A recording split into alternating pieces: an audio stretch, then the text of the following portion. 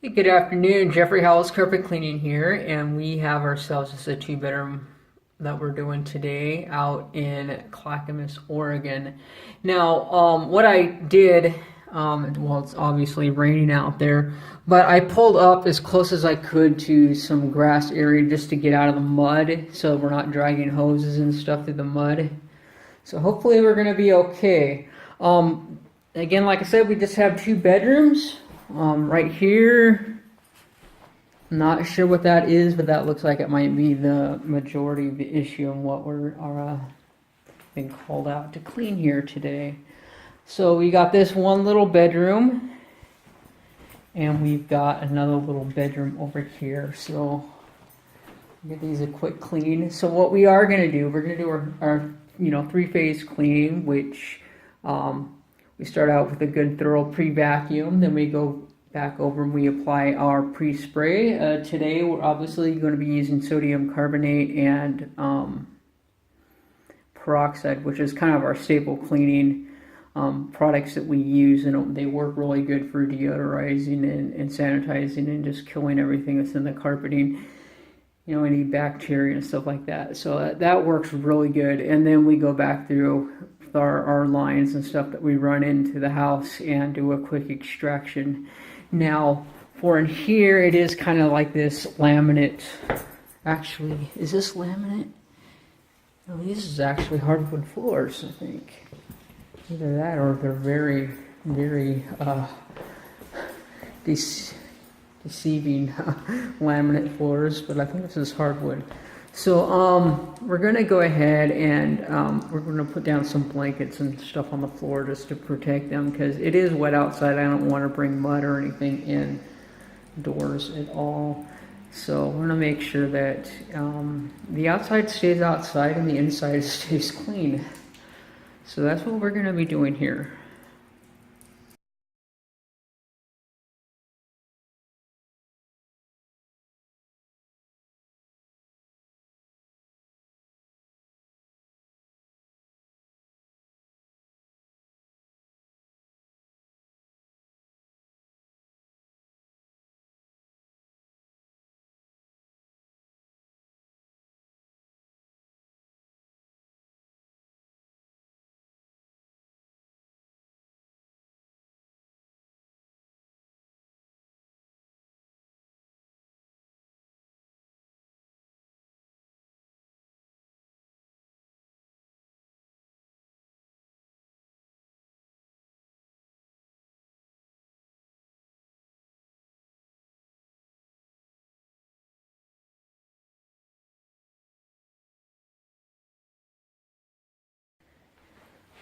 All right, phase one has just been accomplished using our Kirby vacuum cleaner, and by filling the bag, I can tell that we probably picked up a pretty significant amount of dust and debris that was actually in the carpeting. Now, when I'm in a room space like this where I'm going to be using manual agitation versus mechanical agitation, what I will do is I'm always sure, just like when we're doing our extraction, I'm always sure to edge out the rooms just so that the carpeting gets as debris free as we possibly can before we actually turn everything to mud with the steam cleaning process. And as we are going back and we are cleaning, vacuuming all the rooms back and forth like so, I will also, once we do the entire room, we'll also come at it from a perpendicular position, and I will repeat the exact same process on the room going on the other direction. And what that does is that thoroughly picks up all of the debris that's, or I should say more of the debris in the carpeting that we then just a single pass. Because you could probably go over it 3 or 4 times and you're going to be picking up debris each time being less and less and less. But we can't vacuum all day long, so we get as much out of it as we possibly can in an effective and efficient manner. So we did that in both bedrooms, and I know that we got a lot of debris out of it because I can just tell that there's a whole lot more debris in the bag there. And we'll probably go ahead and swap our bags out for a new one after this job anyways, because I would say that bag is, 75 to 100% full anyways. And if you're not changing them out, the dust and stuff in there kind of begins to smell. So when you go to clean another home, I don't want to be putting any of that stuff back up in the air, because regardless if you're using a canister or a bag, you are putting a little bit more debris every time into the air every time you start the vacuum. So with that said, I think we did a very good job. So I'm gonna go make up our chemistry right now and get that ready to apply on the carpeting, and then what we will be doing is agitating with the grande groom just to get that cleaning solution worked into the carpeting very well. Alright, and this here is going to be our chemistry that we're going to be using today. I use it in a lot of my cleaning processes that I do. What we have here is the detonator by Vacaway, which is more or less peroxide. It's a 20% peroxide, or right around there, so it's pretty strong and potent stuff. And then we mix it with our soap-free, basically sodium carbonate, baking soda grade, cleaning grade product there. And as you notice, it is gluten-free.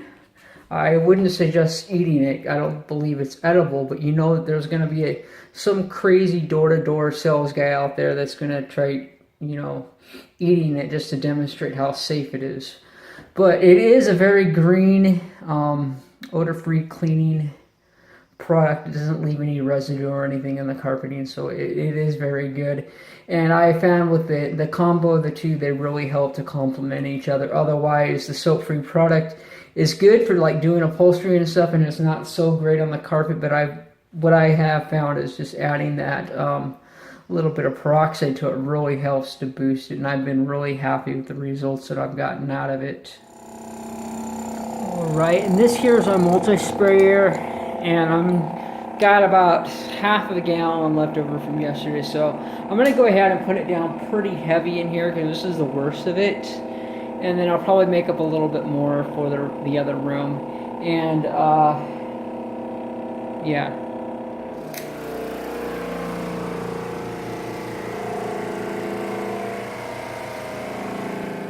Alright, so I went ahead and completed phase 2, part A with the soil suspension process. We're putting the pre-spray down on the carpeting. Now we're moving on to part B, which is taking the grande groom and making sure that we rake all of the carpets well, like so. And what that does is that just works the cleaning solution into the carpeting. Now we did put down quite a generous amount of pre-spray on these carpetings. One, area was there. This is probably the most problematic area. It may have been a pet. So I made sure that we got this hammered area here pretty good. And as you can see, that I can already see an improvement with just the application of the pre-spray, with it already setting in and chewing away at the debris and urine and that sort of stuff there in the carpeting. Now, we did the same thing over in the other bedroom. However, it's nothing like this.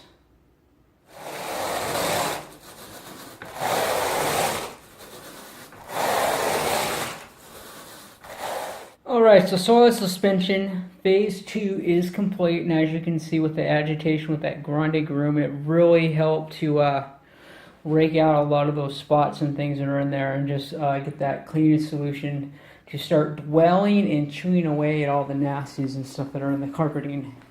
So as it's dwelling in these two rooms, we're going to go ahead and fire up our truck mount and run our lines and hoses in, and as it is heating up, basically as we're setting up, we'll go ahead and give this place a steam out, and it'll be absolutely beautiful. Because we do the 3 phases, again, just to kind of follow up on that. You want to go through and get as much debris out of the carpeting as possible, with phase 1 being the dry soil extraction. Phase 2 having 2 parts, A and B. One is the application of the pre-spray for part A, and then part B is the means of agitation. And depending on the scenario, you can either go the manual agitation, which I did today with the grande groom, or you can do the mechanical agitation, which is much more, I shouldn't say more aggressive, because it isn't really a lot more aggressive, but it is more thorough in that when you have something spinning at, what does the CRV spin at, like 650 RPMs a minute or something like that, it's doing a lot more scrubbing action on the carpeting, just because, you know, I don't groom carpets with the grande groom quite at 650 grooms or pushes per minute. I don't know if anybody is actually physically capable of doing that or not. And if they are, probably not for more than, you know, a few minutes at a time.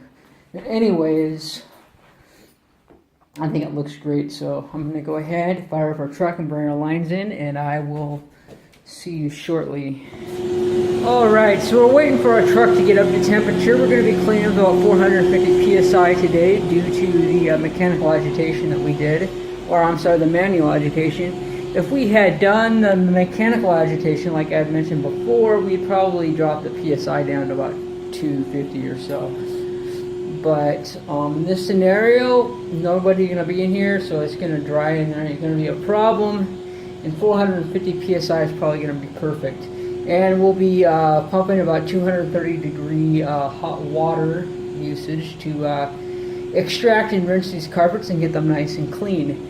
Now, one thing I didn't point out as we came in is that, you know, I always make sure that you put corner guards where they matter, because that's what protects the walls from any potential damage of your hoses and lines running in. And as you can see, there shouldn't be any issues with it rubbing on anything in the bedroom. So we'll knock out these two bedrooms once the heat gets up to where I want it to be.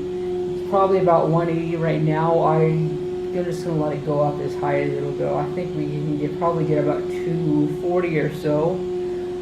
But generally 230 I'm happy with. You really don't want to be cleaning with much more than that, or else you potentially could damage the fibers. However, when the truck says 230, by the time it comes to you, it's probably closer to like 215 or something. So if it goes up to 240, 250 on the truck, that probably puts us around 230, 240 when it actually comes that up to 1. So that's a safe estimate, you know, estimated temperatures to clean with. The IICRC recommends using 230. When you start dealing with a lot more polyester sort of carpeting, those are a little bit more tolerant towards heat, and you don't have issues really with going on up and beyond that. However, if you're doing with nylon and Berber, you really don't want to go much higher than that, because you begin weakening carpet fibers. So it's really just safe to keep it at 230 and call it good.